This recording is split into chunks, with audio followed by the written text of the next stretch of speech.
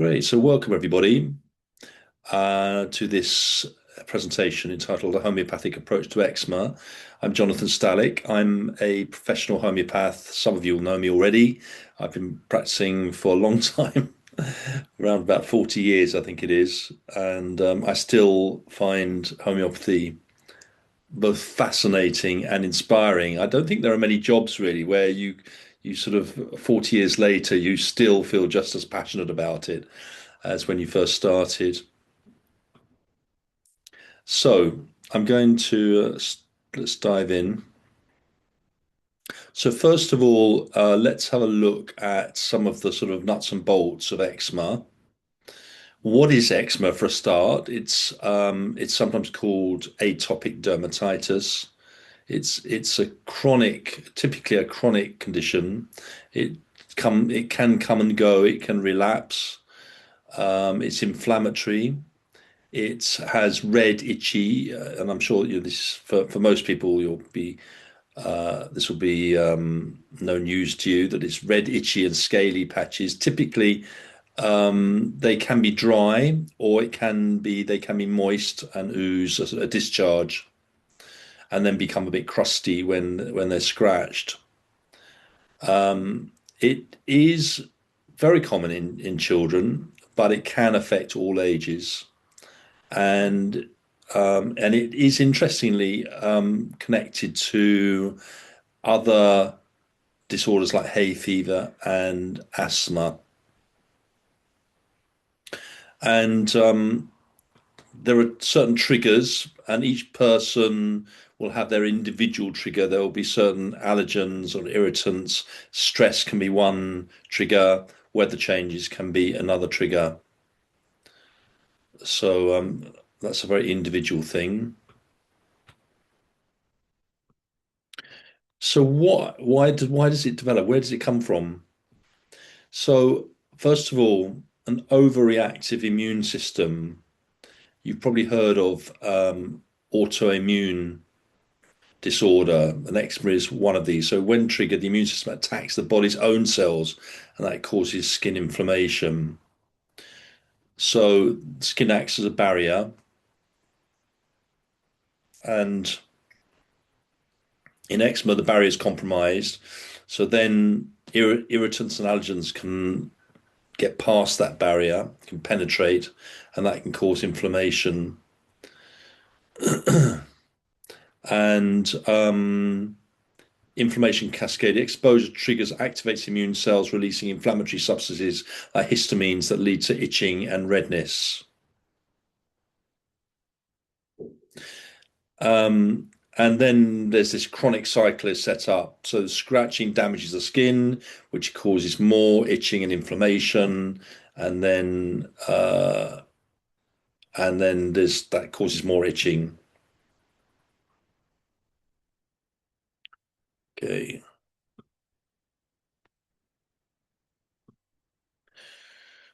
We ought to distinguish eczema from other similar skin conditions because they can look similar,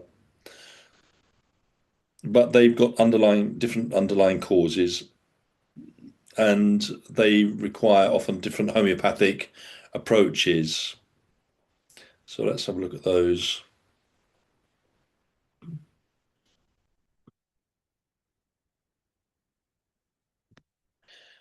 Okay. So well, there's eczema at the top, which we've just been discussing. Then psoriasis, which people sometimes get confused with. But psoriasis tends to have a lot of more desquamation, which is like sort of scaliness of the skin. There's little flakes come off the skin. You can get it in eczema, but it tends to be more in psoriasis. And sometimes there's not so much itching and irritation in psoriasis. Sometimes it can be quite latent, although it can be itchy as well.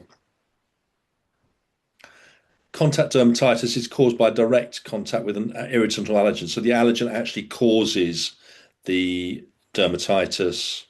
And so it's usually, yeah, just where it's like when you sort of wash your hands in in washing up liquid, and if you're allergic to that, it will just come off on your hands. Whereas atopic, I'm just going to ask you if you're not asking a question, can you not make your camera live? Otherwise, it's a little bit distracting. If you want to ask a question, I said before, pop it in the chat box, or you can just unmute yourself and come on and say the question. Seborrheic dermatitis is in the scalp, so flaky, greasy skin affecting the scalp, eyebrows, also sides of the nose, and other oily areas. And then we have what else? Rosacea. So you got then persistent facial redness, flushing, visible blood vessels. I'll tell you something that's very, very good for rosacea, and that is rosehip seed oil. I've had a lot of experience. I used to have a skincare range called Rosafina, and this was based around Rosa mosqueta oil or rosehip seed oil. So it's not the aromatic oil. It's the seed, the oil from the seeds, and that has a very concentrated form of tretinoin in it, or it's a kind of vitamin A uh, extract, and is very effective with rosacea. So that's sort of worth knowing. Hang on, you can't. Can you not see the slides? Is anybody else not being able to see the slides? I'm definitely sharing them so that you should see them. Can you see me? Okay, it must be just you, Leslie. Can you see me, Leslie?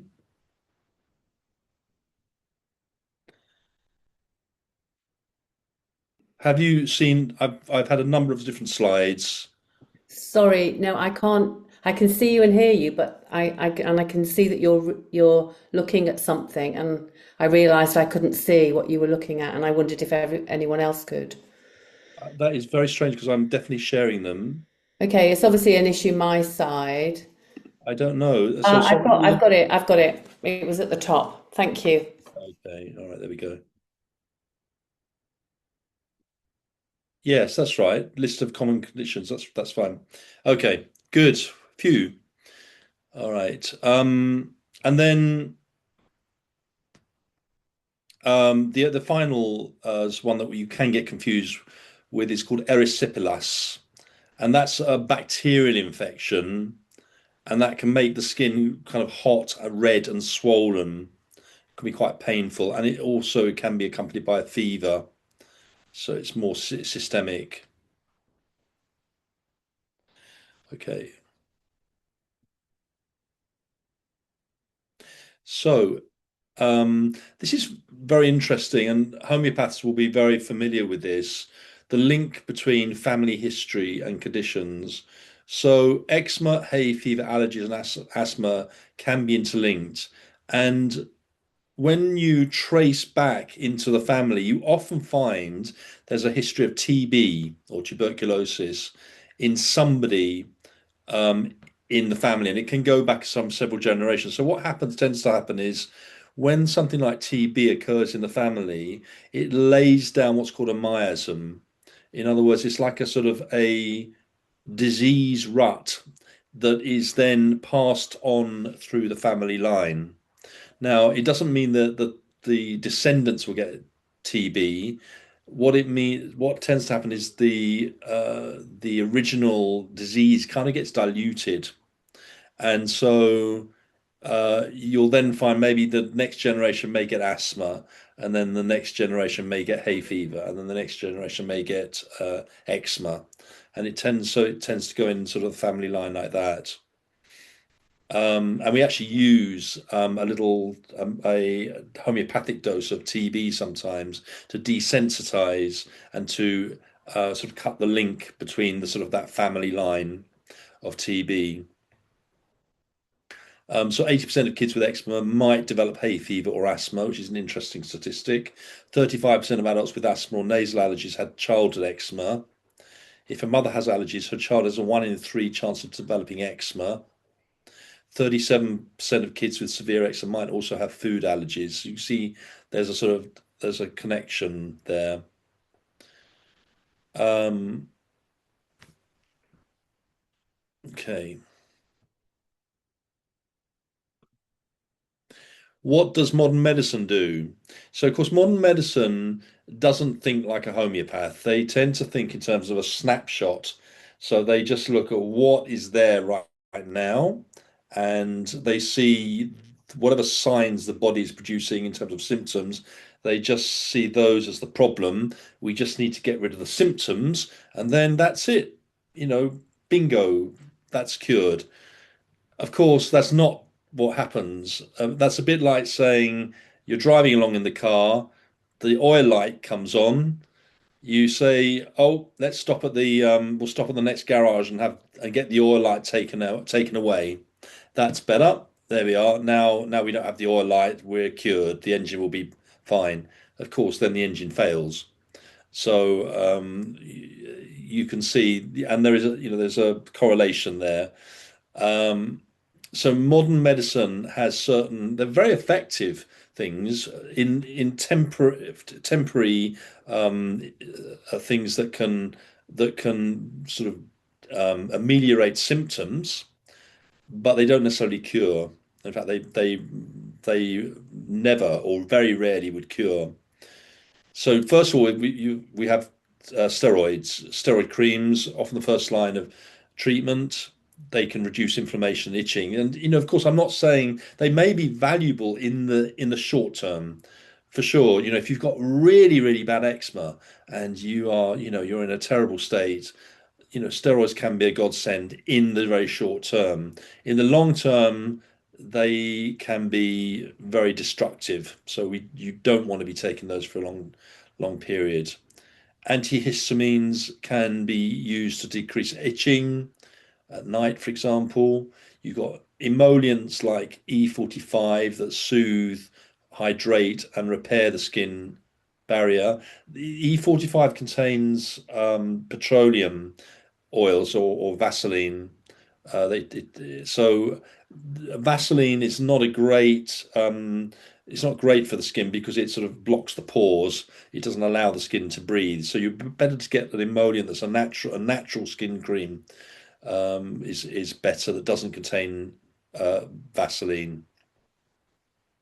And then you've got non-steroidal creams that reduce inflammation and skin reactions. So while effective for symptom relief, yeah, prolonged use for some treatments can have side effects and they don't address the root cause. Okay. I wanted to talk a little bit about vernix,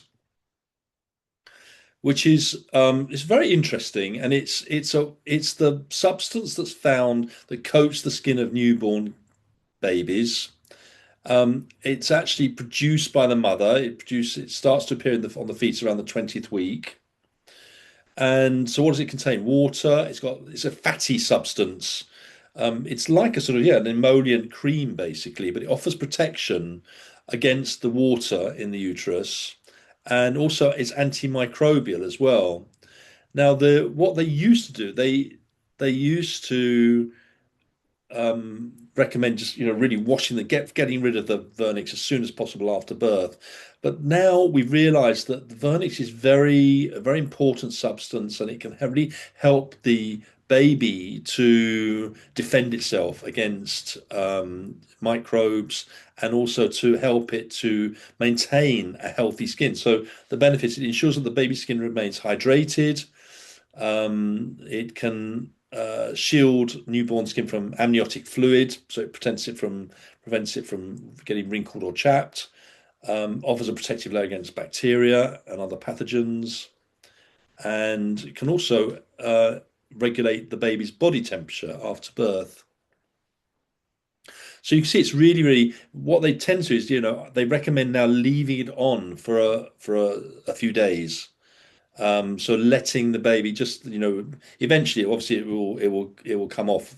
The baby will be bathed but at first, the recommendation is to let it be there for a few days and let the baby get the benefit of it. So that's quite interesting, and I think it could be that babies that are not allowed to keep their vernix may have more problems with skin conditions later on in life. It's possible. Why does eczema become chronic? So you've got two things here. You've got acute eczema, and for first aid purposes, you could treat acute eczema if it's just something that's come on. Maybe you've had an allergic reaction. There's some clear trigger. Then you could actually treat. There are certain remedies, and we'll go into those in a bit. Certain remedies you might want to use. But when you have chronic eczema that's been there for months or years, it's not really something we'd recommend treating yourself because the chronic eczema is part of a whole systemic aspect. In other words, it's a whole body problem, not just on the skin, and it needs treating from the inside, and it needs treating carefully and subtly. So with chronic eczema, yeah, you get recurring flare-ups. It's like the immune system becomes stuck in an inflammatory pattern.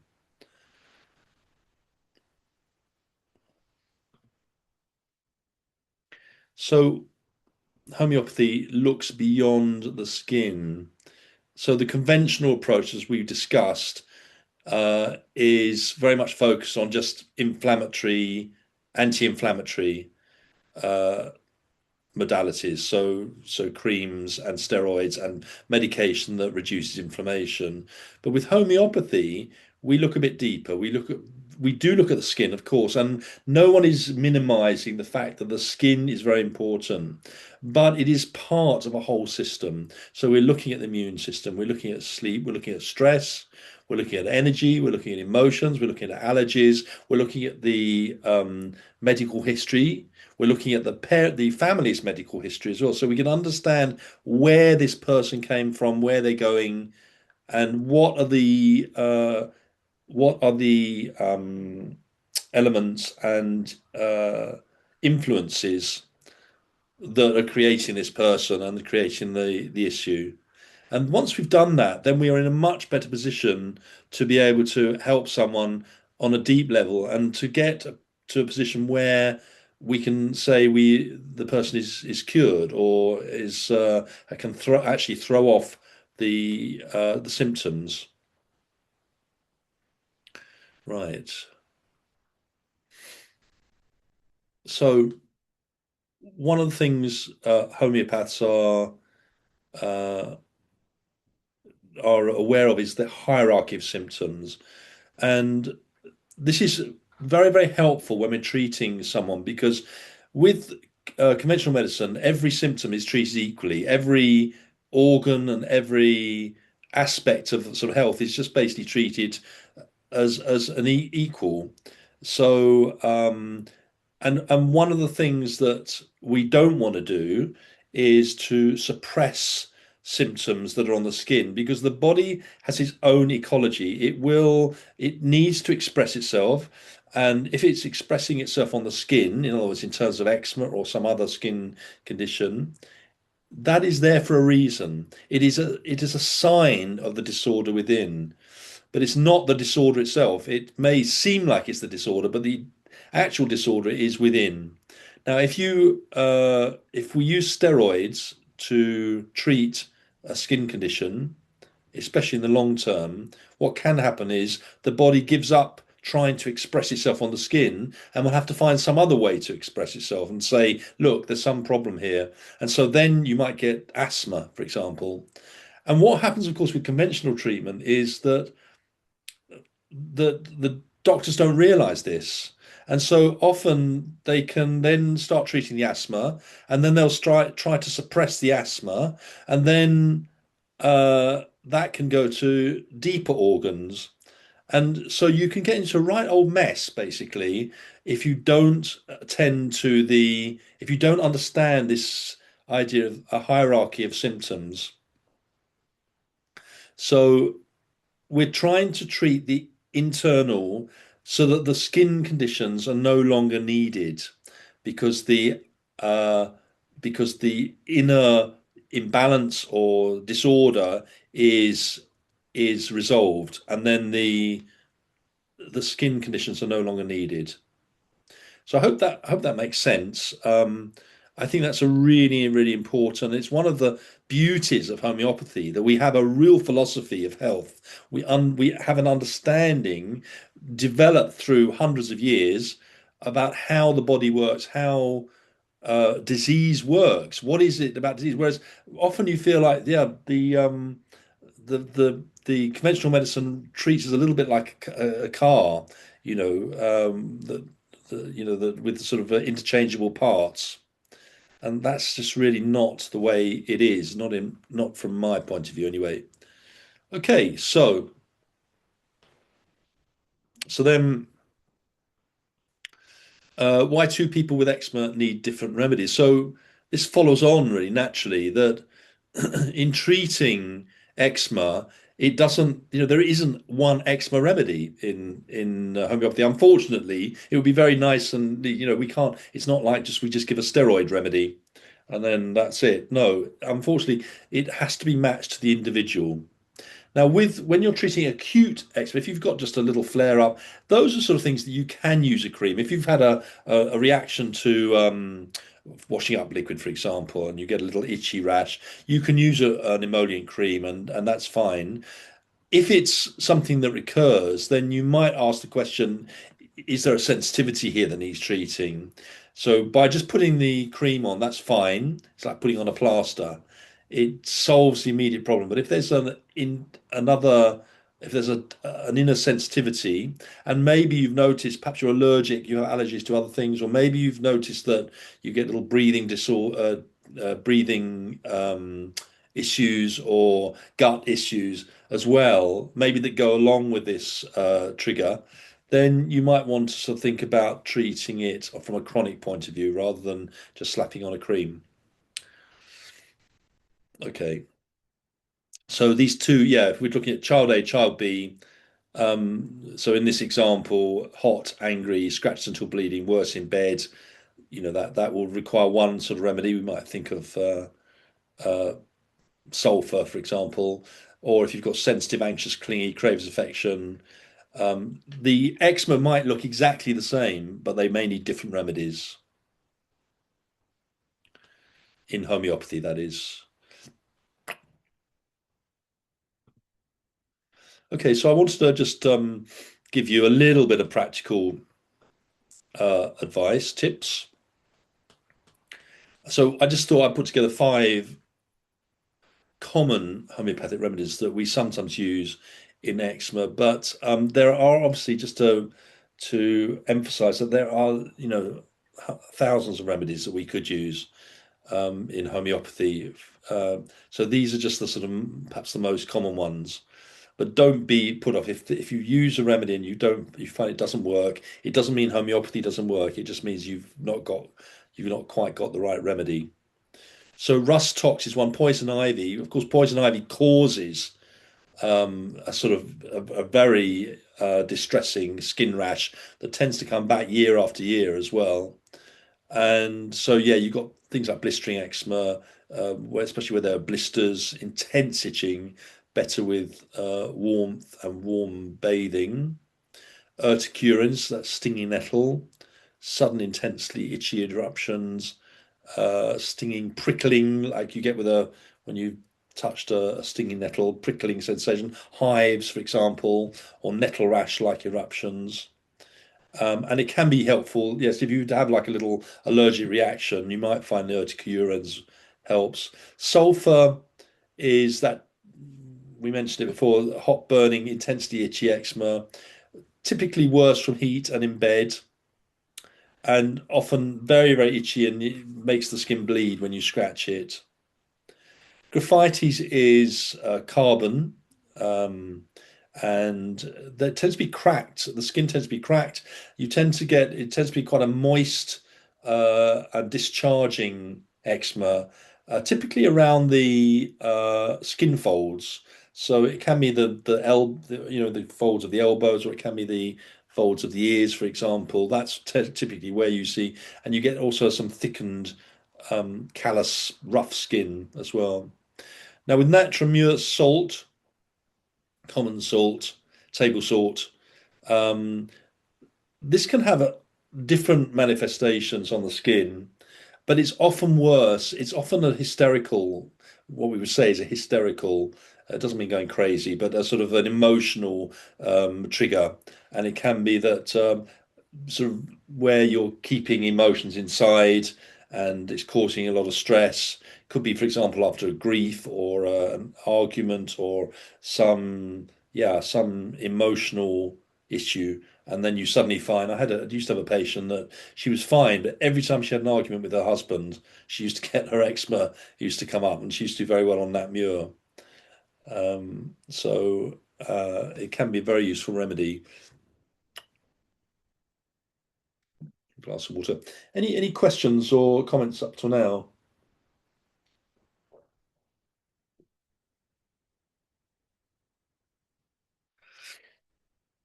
Hopefully you can all see the slides now.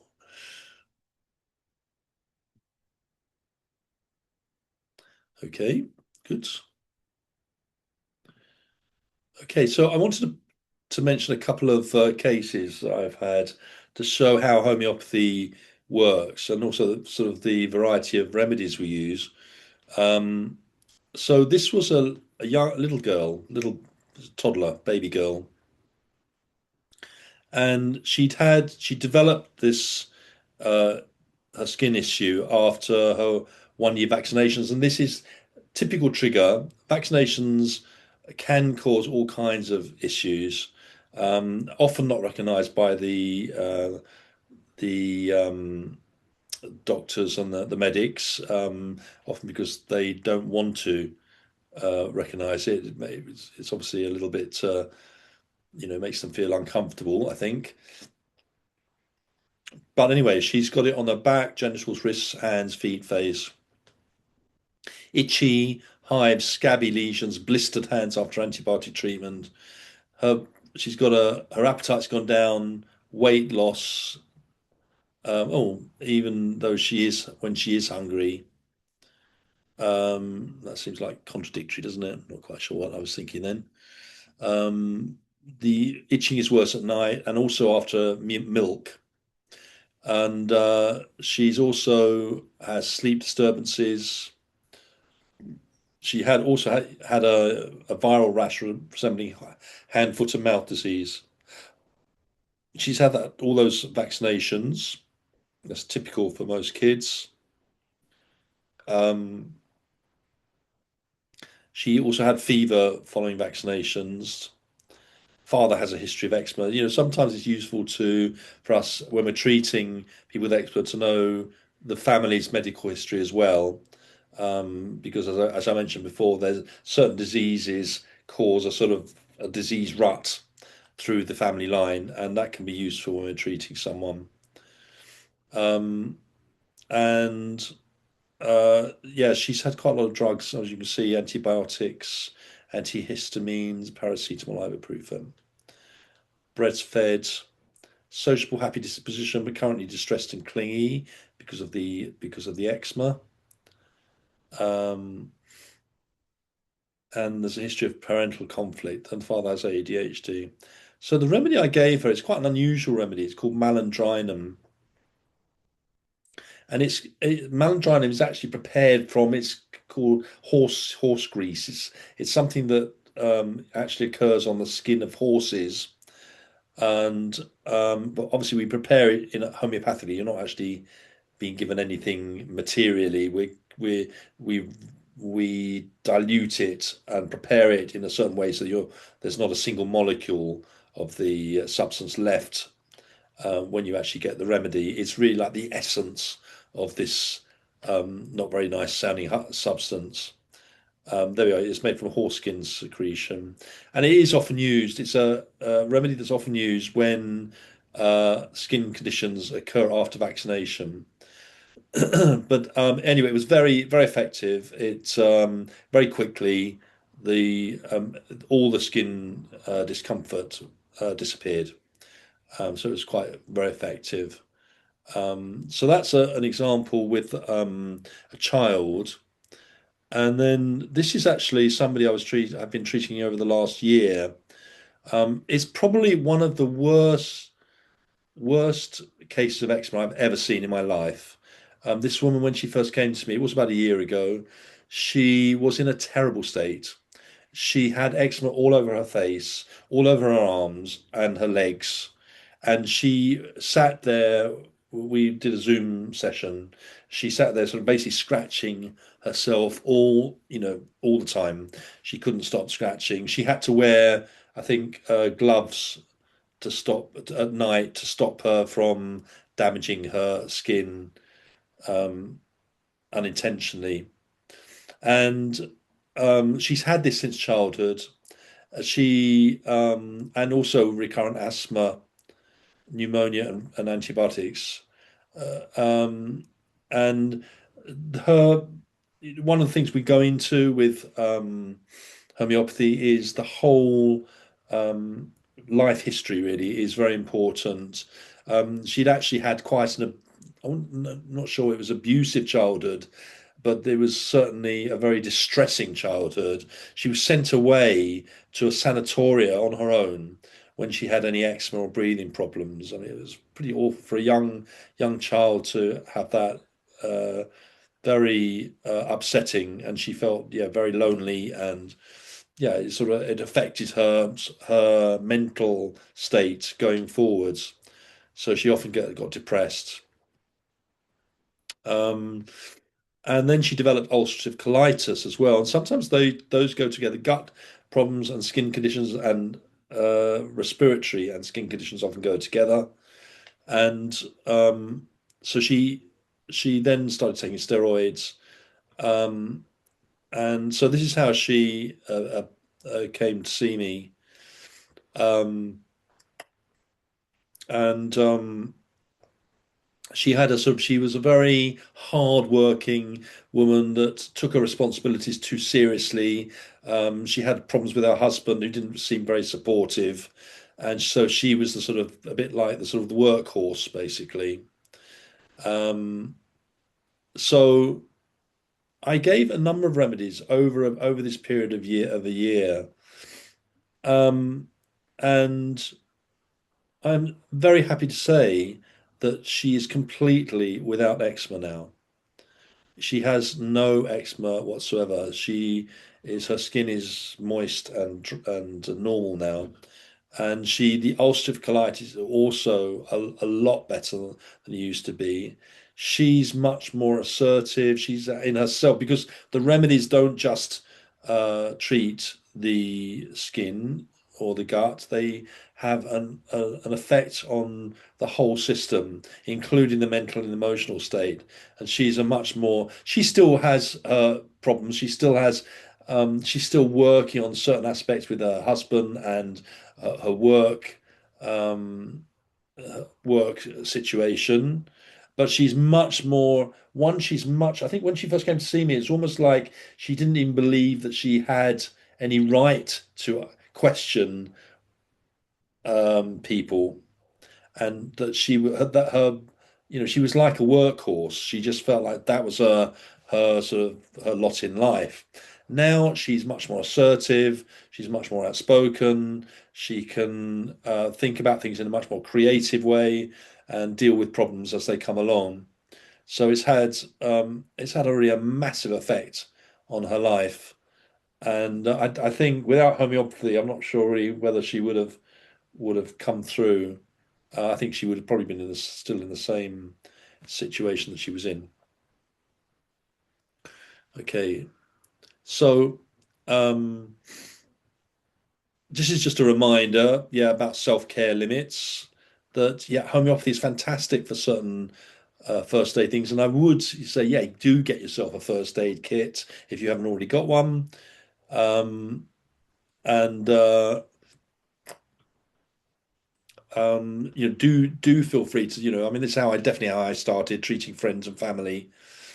Um, well, as Leslie's asking what remedies, she had a number of remedies. I'm not going to go into the exact remedies because this is not a not for professionals. Really, it's not a therapeutics webinar. It's really just to give a an idea of what homeopathy can do to for eczema for members of the public. So you'll have to do another more dedicated webinar um, for homeopaths if you want those kind of that kind of information. Um, and obviously, yeah, if symptoms persist or worsen, it's crucial to consult a qualified homeopath. And I do offer a free, no obligation chat. It's very helpful, I think, to you want to know one who you're dealing with and to understand perhaps a bit more about homeopathy and how it can help you particularly. So you may have questions that you want answered before diving into a commitment of of treatment for your chronic condition. Okay, so I think that's it. Any questions?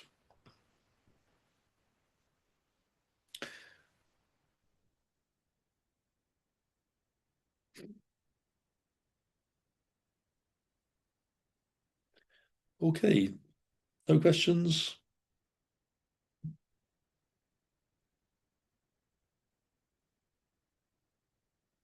Okay, well, I hope that was helpful. Um, and you can, I'm going to send you a recording of this. You're very welcome to pass this on to friends and family. That's absolutely fine. And I wish you all a lovely evening or a lovely day wherever you are, and lots of homeopathy in the future. Take care. Goodbye, everyone.